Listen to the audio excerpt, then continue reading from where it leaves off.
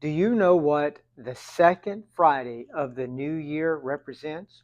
It's National Quitters Day.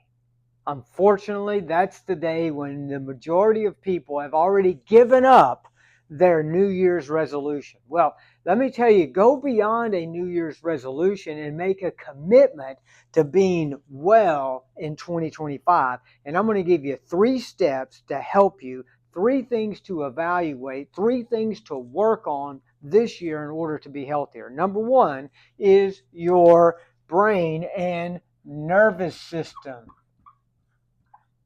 Now, most people don't think about their nervous system as far as their health goes, but I'm going to tell you right now, your nervous system is your master system. It controls all the other systems. So if your brain and nervous system are not working at their best, you are not going to be well in 2025. Now, second thing along with that is that you also must work on your metabolic health. So your metabolism, your ability to take food and produce energy. This involves not only a good functioning, healthy nervous system, but also a good digestive system, your liver, your stomach, your intestines, all the different things that are involved in breaking down food and making energy. This would also include things like your thyroid health, because thyroid is hormone is actually the spark plug that makes the cell fire. You have to have thyroid hormone.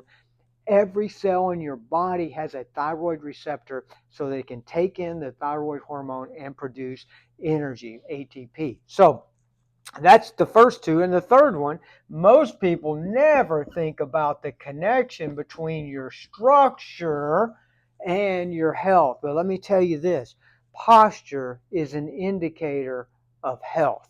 If you have good posture, that means your brain and nervous system are working well and you have good health. When you start to lose posture, you're starting to lose good health. So these 3 things need to be evaluated. That's what we do in our office. We evaluate these things through a thorough process, okay, of examination, of metabolic assessments, blood work if necessary. Functional blood analysis can be critical to determining the underlying health challenges that you're facing. Now, let me say this. I know you get frustrated. You go to your doctor and you get your blood test done, and then guess what?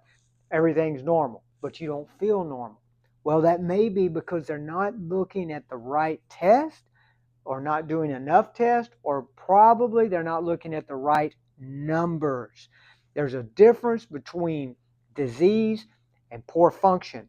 You could be in the poor function and it could be completely missed in the blood test that you're having done and the way it's being evaluated. So we look at things from a functional standpoint, and that can give you the insight that you're looking for.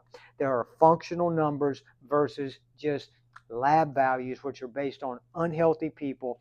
Think about it. The averages on your test that the doc is using to determine if you're healthy are based on everybody that goes into the lab. Do you really think that everybody that goes into the lab is healthy? Of course not. They're not. And that's why you have these wide ranges.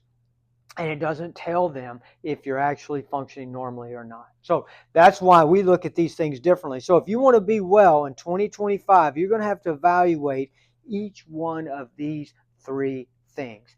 That's a great start. Commit to it. Follow through. If we can help, let us know. Until I see you next time, live life well and God bless.